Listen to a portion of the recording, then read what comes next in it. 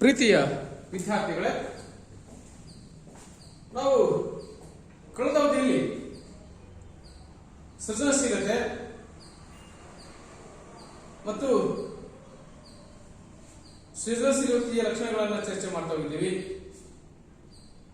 ಅದಾನಂತರದಲ್ಲಿ ಸೃಜನಶೀಲತೆಯನ್ನ ಪೋಷಿಸ್ತಕ್ಕಂಥ ಕ್ರಮಗಳು ಯಾವಿದಾವೆ ಅನ್ನೋದನ್ನ ನಾವು ಚರ್ಚೆ ಮಾಡ್ತಾ ಹೋಗಿದ್ದೀವಿ.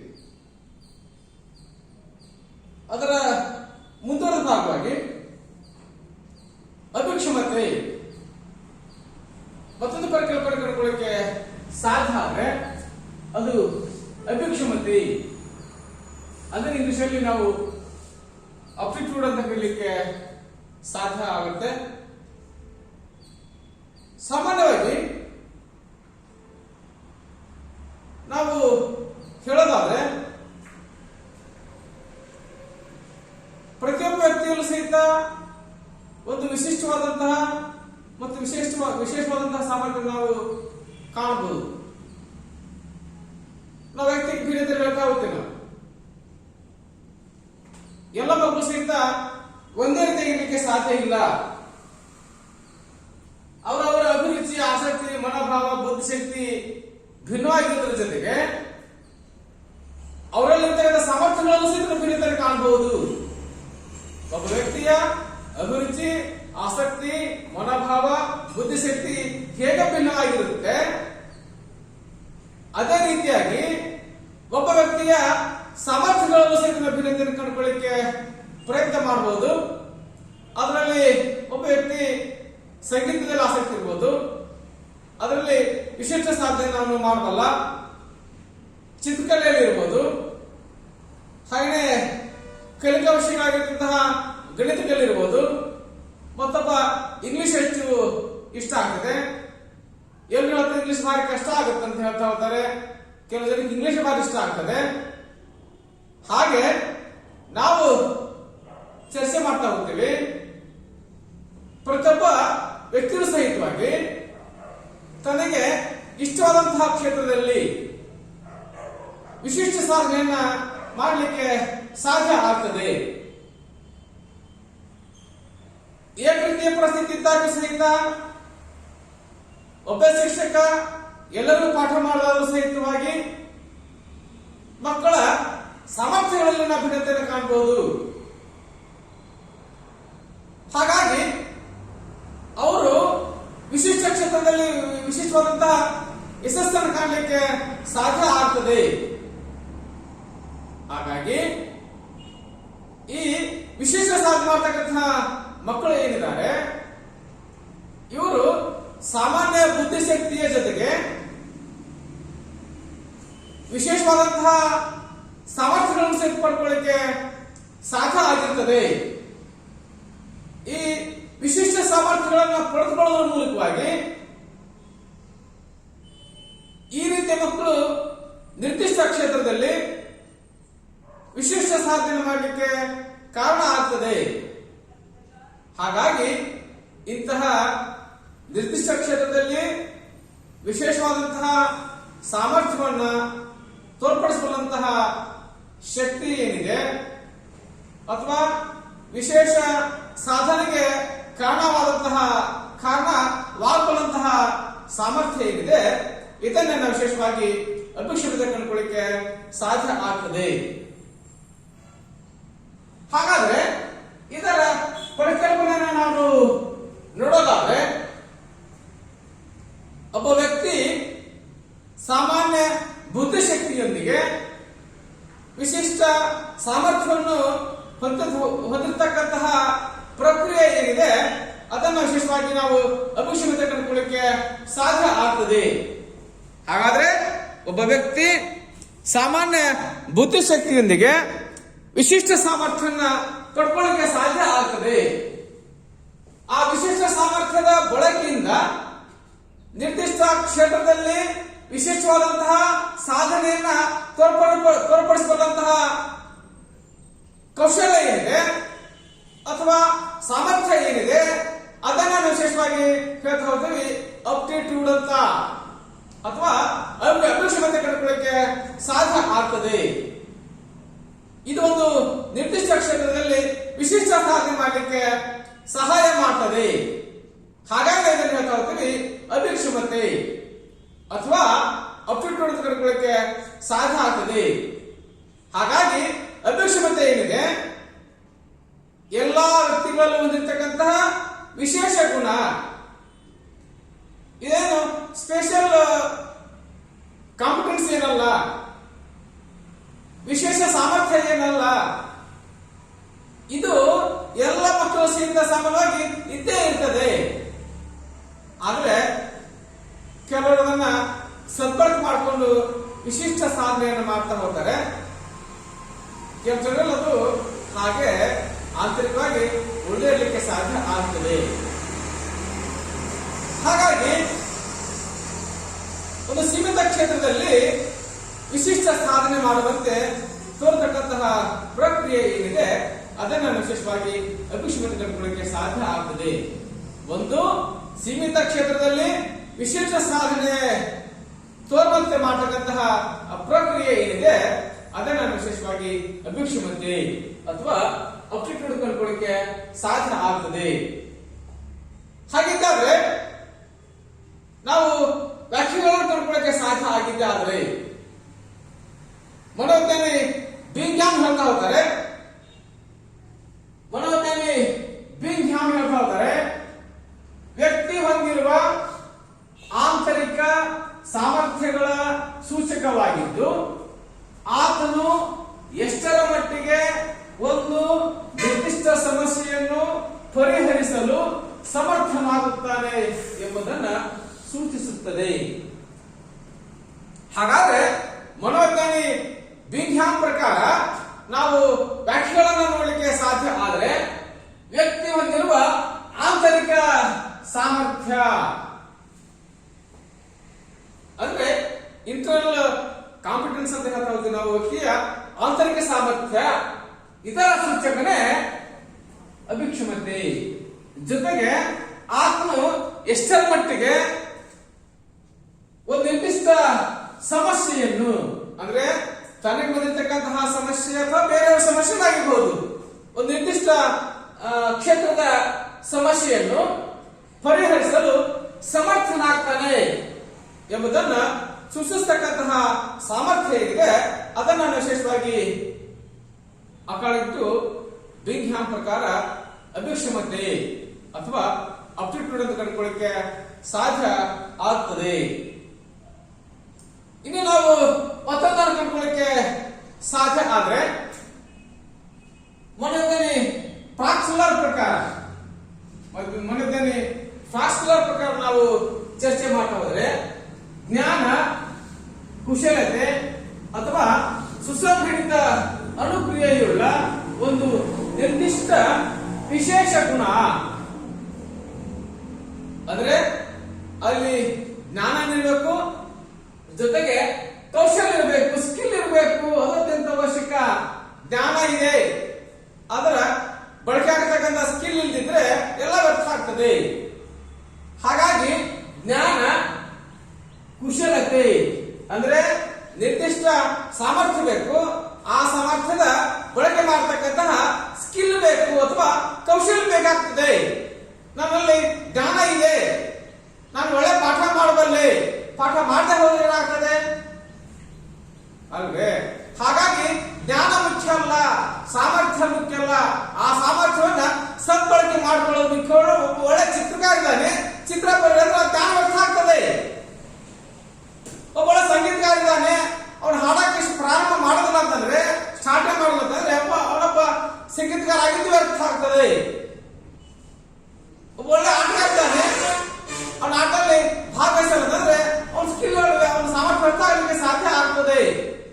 ಹಾಗಾಗಿ ಜ್ಞಾನ ಮುಖ್ಯ ಅಲ್ಲ, ಆ ಜ್ಞಾನವನ್ನ ಸದ್ಬಳಕೆ ಮಾಡತಕ್ಕಂತಹ ಸ್ಕಿಲ್ ಮುಖ್ಯ. ಹಾಗಾಗಿ ಜ್ಞಾನ ಮತ್ತು ಕುಶಲತೆ, ಕೇವಲ ಸ್ಕಿಲ್ ಇದೆ ಅಂತಂದ್ರೆ ಜ್ಞಾನ ಇನ್ನೂ ಸಹ ವ್ಯರ್ಥ ಆಗ್ತದೆ.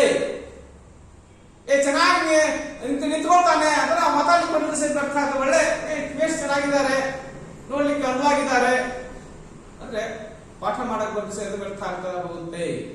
ಹಾಗಾಗಿ ಎರಡು ಸಂಘಟಿತ ಆಗ್ಬೇಕು.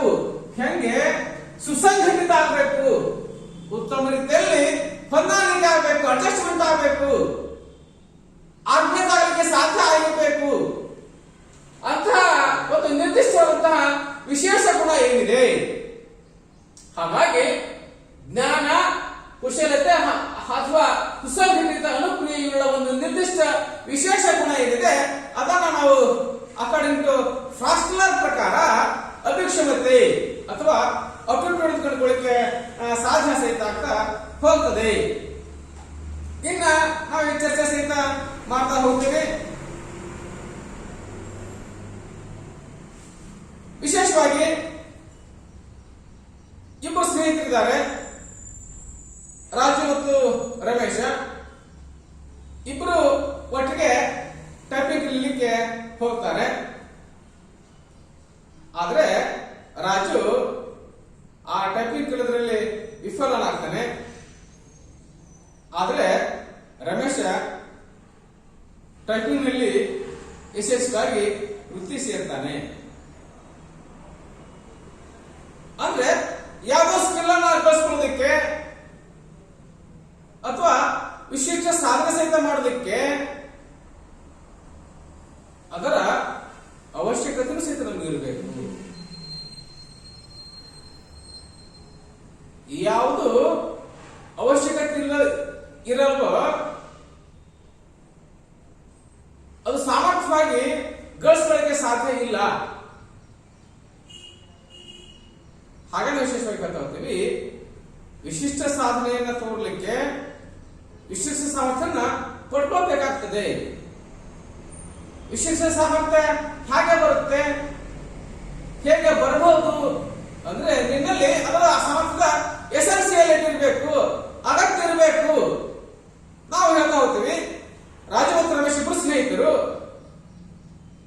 ರಾಜನಿಗೆ ಅದರಲ್ಲಿ ಯಶಸ್ಸಾಗಲಿಕ್ಕೆ ಸಾಧ್ಯ ಇಲ್ಲ, ಆದ್ರೆ ರಮೇಶ್ ಅದರಲ್ಲಿ ಯಶಸ್ವಿಯಾಗಿದ್ದಾನೆ. ಒಂದು ವೃತ್ತಿ ಸೇರಿ ತನ್ನ ಜೀವನವನ್ನು ಯಶಸ್ವಿಯಾಗಿ ನಡೆಸ್ತಾನೆ. ಕಾರಣ ಏನು ಅಂದ್ರೆ ರಮೇಶನಿಗೆ ಆ ಟೈಪ್ ರೈಟಿಂಗ್ ಅಲ್ಲಿ ಅಭಿರುಚಿ ಇಲ್ಲ, ಆಸಕ್ತಿ ಇಲ್ಲ, ಮತ್ತು ಅದರ ಅಗತ್ಯ ಸಹಿತ ಅವನಿಗಿಲ್ಲ. ಯಾಕಂದ್ರೆ ಅವರಪ್ಪ ಸಾಕಷ್ಟು ದುಡ್ಡನ್ನ ಗಳಿಸಿಟ್ಟಿದ್ದಾನೆ. ಆದ್ರೆ ರಮೇಶನಿಗೆ ಹಾಗಲ್ಲ, ಅವನೊಂದು ವೃತ್ತಿ ಸೇರ್ಲಿಕ್ಕೆ ಬೇಕು, ಅಂದ್ರೆ ಮಾತ್ರ ತನ್ನ ಜೀವನವನ್ನು ಸುಖಕರವಾಗಿ ಅವನು ಕಳೀಬಲ್ಲ. ಇಲ್ಲೇ ಹೋದ್ರೆ ಅವನ ಸಂಸಾರ ಬೀದಿಗೆ ಬೀಳುತ್ತೆ. ಹಾಗಾಗಿ ಅವನು ಆ ವಿಶಿಷ್ಟ ಸಾಮರ್ಥ್ಯನ ಕಲಿಯಲಿಕ್ಕೆ ಆಸಕ್ತಿ ಇದೆ. ಅವನೆಲ್ಲ ಅದರ ಸಲುವಾಗಿ ಅವನಿಗೆ ಅಭಿರುಚಿ ಮೂಡಿದೆ. ಯಾವುದಕ್ಕೆ? ತನ್ನ ಕುಟುಂಬದ ಸಲುವಾಗಿ ಯಾವುದೋ ಸಹಿತ ಅವನು ವೃತ್ತಿಯನ್ನು ಮಾಡಲಿಕ್ಕೆ ಬೇಕು. ಹಾಗೆ ಅವನಿಗೆ ವಿಶೇಷವಾದಂತಹ ಅಭಿರುಚಿ ಬಂದಿದೆ, ಆಸಕ್ತಿ ಬಂದಿದೆ, ನಿರಂತರ ಪ್ರಯತ್ನ ಸಾಗಿದೆ, ಟೈಪ್ ರೈಟಿಂಗ್ ಸಾಮರ್ಥ್ಯನ ಕಳ್ಕೊಂಡಿದ್ದಾನೆ, ವೃತ್ತಿ ಸೇರಿದ್ದಾನೆ. ಹಾಗಾಗಿ ಯಾವ್ದಾದ್ರು ಸಾಮರ್ಥ್ಯವನ್ನು ಪಡ್ಕೊಳ್ಳಿಕ್ಕೆ ಸಾಧ್ಯ ಆಗೋದಾದ್ರೆ ಅದರ ಸಾಮರ್ಥ್ಯದ ಅಗತ್ಯತೆ, ಅದರ ಅಭಿರುಚಿ ಮತ್ತು ಅದರ ಆಸಕ್ತಿಯನ್ನ ಒಳಗೊಳ್ಳಿಕ್ಕೆ ಸಾಧ್ಯ ಆಗ್ತದೆ. ಈ ಮೂರರ ಸಮ್ಮಿಳನ ಎಲ್ಲರಿಗೆ ಸಾಧ್ಯ ಆಗ್ತದೆ. ಅದು ವಿಶೇಷ ಸಾಮರ್ಥ್ಯ ಪಡ್ಕೊಳ್ಳಿಕ್ಕೆ ಕಾರಣ ಆಗ್ತದೆ. ಆ ವಿಶಿಷ್ಟ ಸಾಮರ್ಥ್ಯ ಬಳಕೆ ಮಾಡ್ತಕ್ಕಂಥ ಸ್ಕಿಲ್ ಏನಿದೆ ಅದನ್ನ ವಿಶೇಷವಾಗಿ ಅಪ್ಟಿಟ್ಯೂಡ್ ಅಥವಾ ಅಭಿಶುದ್ಧ ನಾವು ವಿಶೇಷವಾಗಿ ಅದನ್ನ ತಿರ್ಲಿಕ್ಕೆ ಸಾಧ್ಯ ಆಗ್ತದೆ.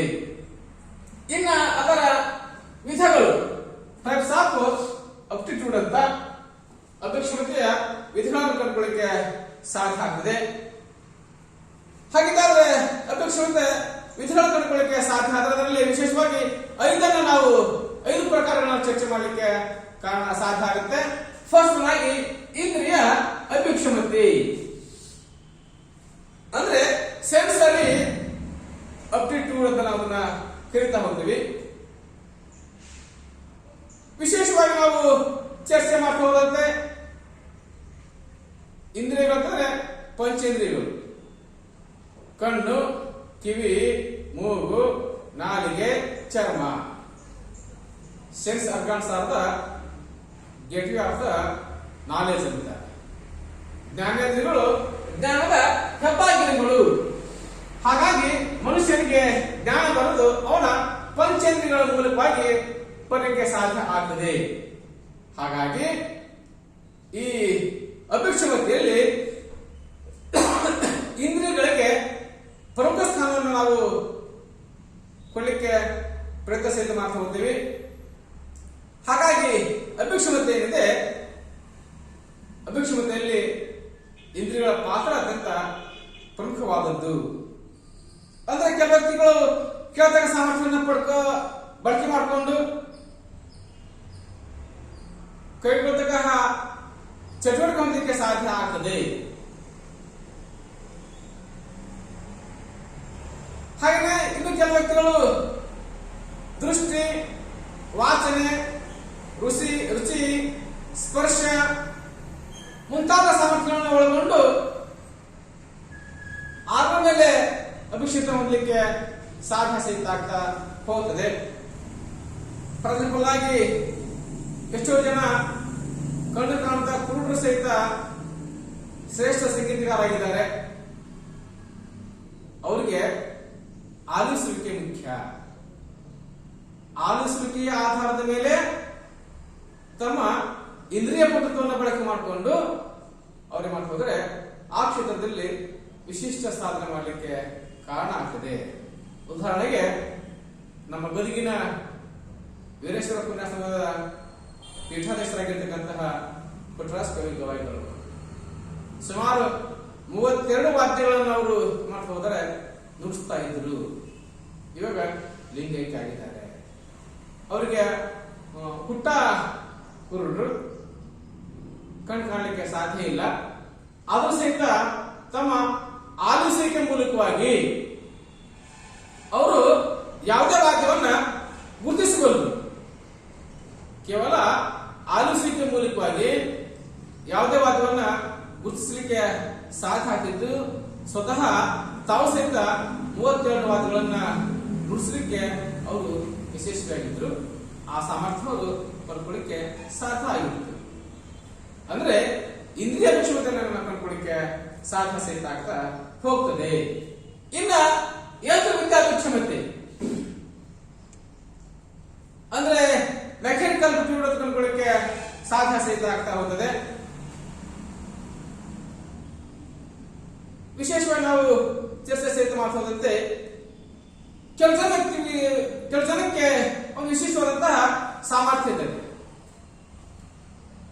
ಎಂಥ ಮಷೀನ್ ಆದ್ರೂ ಬಿಚ್ಚಿ ಅವರೇ ಜೋಡಿಸಿ ರಿಪೇರ್ ಮಾಡ್ತಕ್ಕಂಥ ಸಾಮರ್ಥ್ಯ ಪಡ್ಕೊಳ್ಳಿಕ್ಕೆ ಕಾರಣ ಆಗಿರುತ್ತೆ.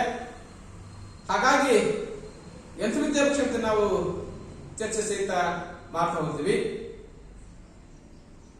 ಅಂದ್ರೆ ವೈಜ್ಞಾನಿಕ ಸಲಕರಣೆಗಳನ್ನ ಅಥವಾ ವಾಹನಗಳನ್ನ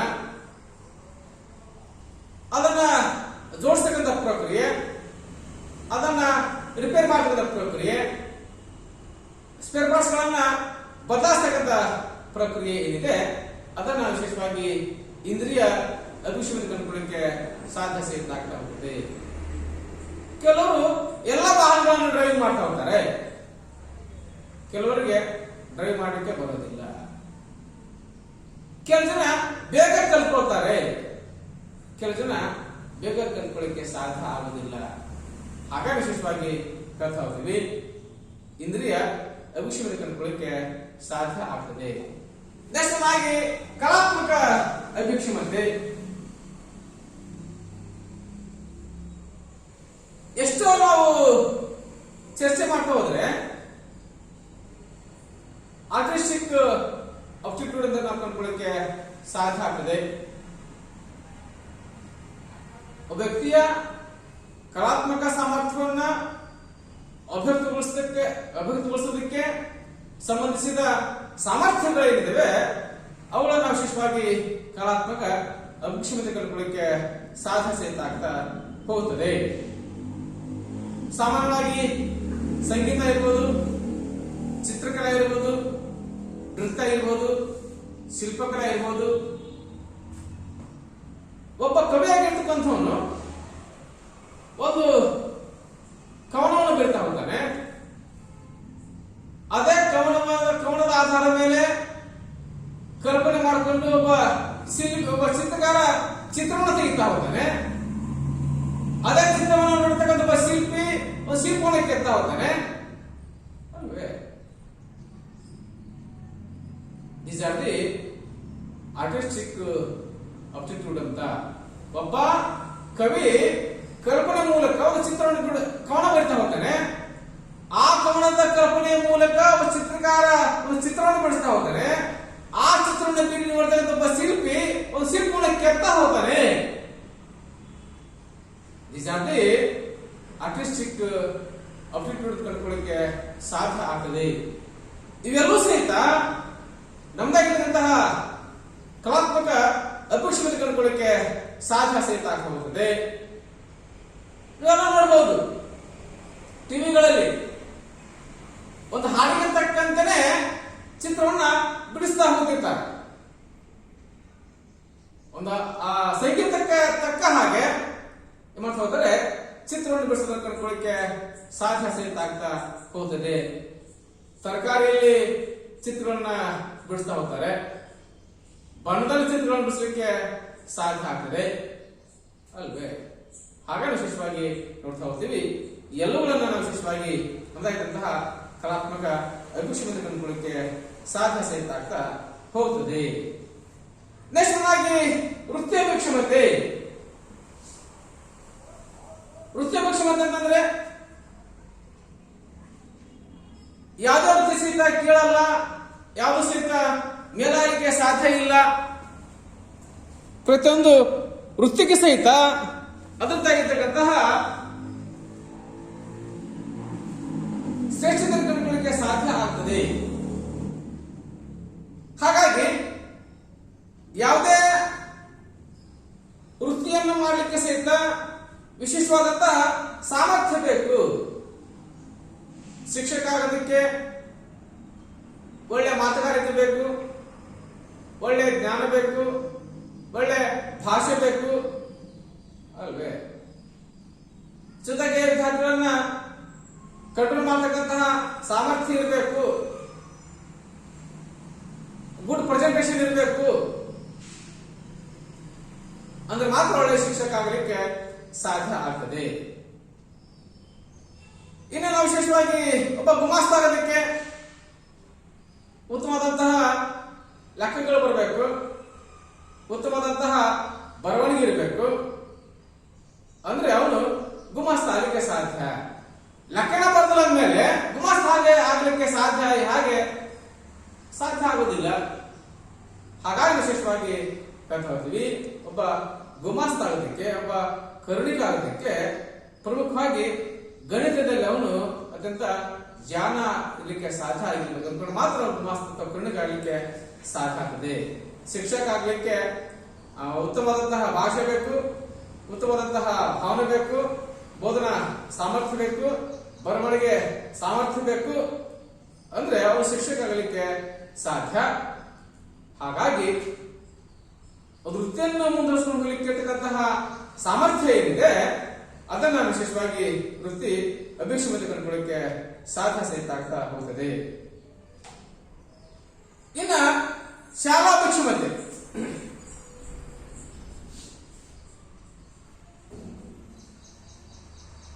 ಸ್ಕೋಲಾಸ್ಟಿಕ್ ಅಪ್ಟಿಟ್ಯೂಡ್ ಕಂಡುಕೊಳ್ಳಿಕ್ಕೆ ಸಾಧ್ಯ ಸಹಿತ ಆಗ್ತಾ ಹೋಗಿದೆ. ಶಿಸ್ತು ಶಿಕ್ಷಣದ ಮೂಲ. ನಾವು ವಿದ್ಯೆ ಪಡ್ಕೊಳ್ಳೋದಕ್ಕೆ ಇದೊಂದು ತಪಸ್ಸಿದ್ದ ಹಾಗೆ. ಎಲ್ಲರೂ ಸಹಿತ ವಿದ್ಯೆ ಪಡ್ಕೊಳ್ಳಿಕ್ಕೆ ಸಾಧ್ಯ ಆಗೋದಿಲ್ಲ. ಹಾಗಾಗಿ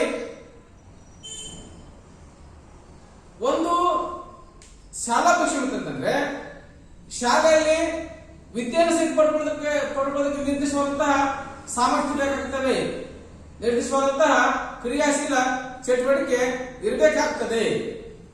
ಹಾಗಾಗಿ ಶಾಲಾ ಶಿಸ್ತ ಇರ್ಬೋದು, ಜೊತೆಗೆ ದಿನಾಲು ಸಹಿತ ಶಿಕ್ಷಕರಿಗೆ ನಮಗೆ ಗೃಹ ಕಾರ್ಯವನ್ನು ಕೊಡ್ತಾರೆ ಮಾಡ್ತಕ್ಕಂತಹ ಪ್ರಕ್ರಿಯೆ ಇರ್ಬೋದು, ಅದನ್ನ ಮಾಡಲಿಕ್ಕೆ ಸಾಧ್ಯ ಸಹಿತ ಆಗಿರಬೇಕು. ಹಾಗಾಗಿ ಶೈಕ್ಷಣಿಕ ಶಿಸ್ತಿನ ಮತ್ತು ಪಾಂಡಿತ್ಯಕ್ಕೆ ಸಂಬಂಧಿಸಿದ ಕಲಿಕೆಯ ಅಭಿಕ್ಷಮತೆಗಳನ್ನ ನಾವು ವಿಶೇಷವಾಗಿ ಶಾಲಾ ಅಭಿಕ್ಷಮತೆ ಕಂಡುಕೊಳ್ಳಿಕ್ಕೆ ಸಾಧ್ಯ ಸಹಿತ ಆಗ್ತದೆ. ವ್ಯಕ್ತಿಯ ಭಾವಿ ಶಿಕ್ಷಣ, ಅವನ ಉದ್ಯೋಗ ಇವುಗಳನ್ನ ನಿರ್ಧರಿಸಲಿಕ್ಕೂ ಸಹಕಾರಿಯಾಗ್ತವೆ. ಅಂದ್ರೆ ಮುಂದೆ ಏನ್ ಮಾಡ್ತಾ ಹೋಗ್ತಾನೆ, ಬೆಳೆಯುವ ಸಿರಿ ಮೊಳಕೆಯಲ್ಲಿ ಅನ್ನೋ ಹಾಗೇನೆ ಇವನ್ ಏನ್ ಮಾಡ್ಲಿಕ್ಕೆ ಸಾಧ್ಯ ಆಗ್ತದೆ ಇವನಿಂದ ಅನ್ನೋದನ್ನ ನಾವು ಶಾಲಾ ಜೀವನದಲ್ಲಿ ಅವನನ್ನು ಕಂಡುಕೊಳ್ಳಿಕ್ಕೆ ಸಾಧ್ಯ ಸಹಿತ ಆಗ್ತಾ ಹೋಗಿರ್ಬೇಕು. ಹಾಗಾಗಿ ವೈಜ್ಞಾನಿಕ ಭಿಕ್ಷುಮತೆ, ಭಾಷಾ ಭಿಕ್ಷುಮತೆ, ಗಣಿತ ಭಿಕ್ಷುಮತೆ ಇವೆಲ್ಲ ಸಹಿತ ಅವನು ಮಾಡ್ತಕ್ಕಂತಹ ಸಾಧನ ಕ್ಷೇತ್ರವನ್ನ ಪ್ರತಿಬಿಂಬಿಸ್ತಾ ಹೋಗ್ತವೆ. ಅವನು ಮಾಡ್ತಕ್ಕಂತಹ ಸಾಧನ ಕ್ಷೇತ್ರವನ್ನ ಪ್ರತಿಬಿಂಬಿಸಲಿಕ್ಕೆ ಸಾಧ್ಯ ಸಹಿತ ಆಗ್ತಾ ಹೋಗುತ್ತದೆ. ಇನ್ನ ಅಭಿಕ್ಷಮತೆಯ ಪ್ರಾಮುಖ್ಯತೆ, ಇಂಪಾರ್ಟೆನ್ಸ್ ಆಫ್ ದಿ ಅಬ್ಜೆಕ್ಟಿವ್ ಕಂಡುಕೊಳ್ಳಿಕ್ಕೆ ಸಾಧ್ಯ ಆಗ್ತದೆ. ಅಭಿಕ್ಷಮತೆ ನಮಗೆ ಯಾಕೆ ಬೇಕು, ಅದರ ಪ್ರಾಮುಖ್ಯತೆ ಏನು, ಅಭಿಕ್ಷಮತೆಗಳು ಮಾರ್ಗದರ್ಶನ ಹಾಗೂ ಸಮಾಲೋಚನಾ ಸೇವೆಗಳ ಮೂಲಾಧಾರ ಆಗ್ತವೆ. ಅಂದ್ರೆ ಒಬ್ಬ ವಿದ್ಯಾರ್ಥಿ ಆಗಿರ್ತಕ್ಕಂಥವನಿಗೆ ಒಳ್ಳೆ ರೀತಿಯ ಮಾರ್ಗದರ್ಶನ ಮಾಡ್ಕೊಂಡ್ಕೊಂಡಿದ್ದಾರೆ, ಉತ್ತಮವಾದಂತಹ ಸಮಾಲೋಚನೆ ಮಾಡ್ಕೊಂಡ್ಕೊಂಡಿದ್ದಾರೆ. ವ್ಯಕ್ತಿಯ ಅಭಿಕ್ಷಮತೆ ಮುಖ್ಯ. ಅವರ ಸಾಮರ್ಥ್ಯ ಯಾವ ಮಟ್ಟದಲ್ಲಿದೆ, ಯಾವ ಹಂತದಲ್ಲಿದೆ ಅನ್ನೋದರ ಆಧಾರದ ಮೇಲೆ ನಾವು ಅವನಿಗೆ ಕೌನ್ಸಿಲಿಂಗ್ ಮಾಡಬಹುದು, ಜೊತೆಗೆ ಗೈಡೆನ್ಸ್ ಅನ್ನು ಮಾಡಲಿಕ್ಕೆ ಸಾಧ್ಯ ಆಗ್ತದೆ. ಅವನ ಸಾಮರ್ಥ್ಯದ ಅರಿವು ಇರಲಾರ್ದೇ ಯಾವುದೇ ಒಬ್ಬ ವ್ಯಕ್ತಿಗೆ ಕೌನ್ಸಿಲಿಂಗ್ ಮತ್ತು ಗೈಡೆನ್ಸ್ ಮಾಡಲಿಕ್ಕೆ ಸಾಧ್ಯ ಇಲ್ಲ. ನಿರ್ದಿಷ್ಟವಾದಂತಹ ಮಾರ್ಗದರ್ಶನ ಜೊತೆಗೆ ಸಮಾಲೋಚನೆ ಮಾಡೋದಕ್ಕೆ ಪ್ರತಿಯೊಬ್ಬ ವ್ಯಕ್ತಿಯ ಸಾಮರ್ಥ್ಯದ ಅರಿವು ಆ ಮಾರ್ಗದರ್ಶಕರಿಗೆ, ಆ ಸಮಾಲೋಚಕರಿಗೆ ಇರಬೇಕು ಅಂದ್ಕೊಂಡಿದ್ದೆ ಮಾತ್ರ ಅವನಿಗೆ ನಾವೇ ಮಾಡೋದು ಮಾರ್ಗದರ್ಶನ ಮತ್ತು ಸಮಾಲೋಚನೆ ಮಾಡಲಿಕ್ಕೆ ವಿಶೇಷವಾದಂತಹ ಪ್ರಯತ್ನ ಮಾಡಬಹುದು. ಬೋಧನೆ, ವೈದ್ಯಕೀಯ, ತಾಂತ್ರಿಕ, ಕಾನೂನು ಮುಂತಾದ ವೃತ್ತಿಪರ ತರಬೇತಿ ಪ್ರವೇಶಕ್ಕಾಗಿ ವ್ಯಕ್ತಿಗಳ ವೈಜ್ಞಾನಿಕವಾಗಿ ಆಯ್ಕೆ ಮಾಡಿಕೊಳ್ಳಿಕ್ಕೆ ನಮಗೆ ಅಭಿಕ್ಷಮತೆ ಅತ್ಯಂತ ಅವಶ್ಯಕ. ಈಗ ಬೋಧನೆ ಮಾಡೋದಕ್ಕಾಗಿ ಶಿಕ್ಷಕರನ್ನ ಆಯ್ಕೆ ಮಾಡಿಕೊಳ್ಬೇಕಾಗಿದೆ. ಶಿಕ್ಷಕನ ಭಾಷೆ ಇರ್ಬೋದು, ಅವನ ಬೋಧನಾ ಸಾಮರ್ಥ್ಯ ಇರ್ಬೋದು, ಅವನ ಬರವಣಿಗೆ ಇರ್ಬೋದು, ಅವನ ದೈಹಿಕ ಸಾಮರ್ಥ್ಯ ಇರ್ಬೋದು, ಅವನ ಪ್ರೆಸೆಂಟೇಷನ್ ಸ್ಕಿಲ್ ಇರ್ಬೋದು.